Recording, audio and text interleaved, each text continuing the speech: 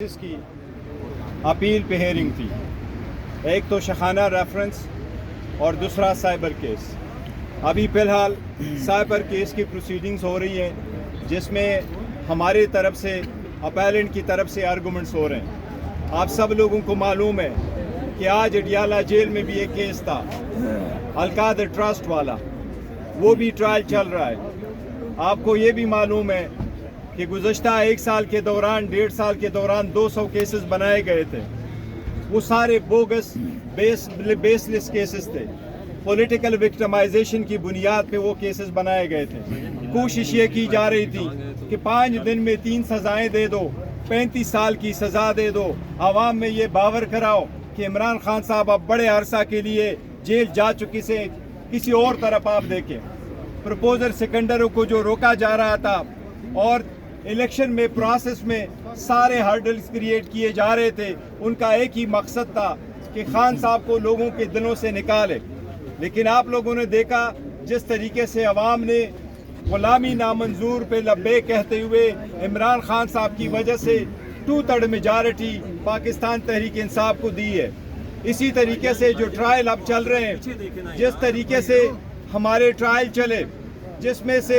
نہ cross examination کا موقع دیا، نہ اپنے صفائی میں ایویڈنس کا موقع دیا، وہ بھی آپ لوگوں نے دیکھا تھا۔ سارے میڈیا اڈیالہ جیل آیا کرتا تھا، باہر میں ہم بریف دیا کرتے تھے۔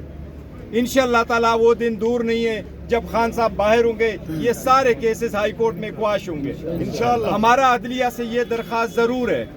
کہ جس طریقے سے ہمارے خلاف کیسز ڈیسائیڈ ہوئے، اتنی جلدی سے انصاف کی فراہمی ہونی چاہیے۔ جج صاحبان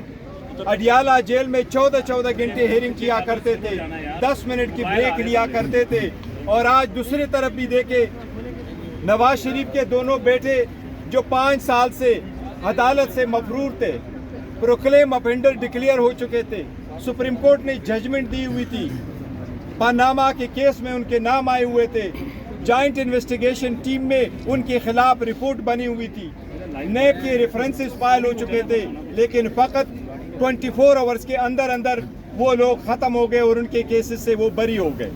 اسی طرح ہمارا بھی حق ہے، قانونی اور آئینی،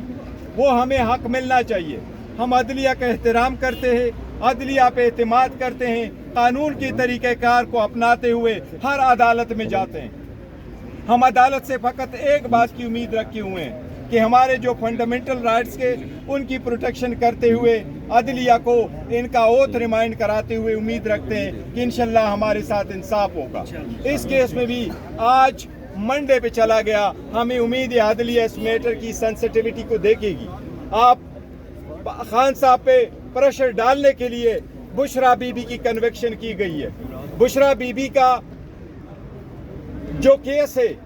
تو شخانہ کا اس کے ساتھ کوئی تعلق نہیں،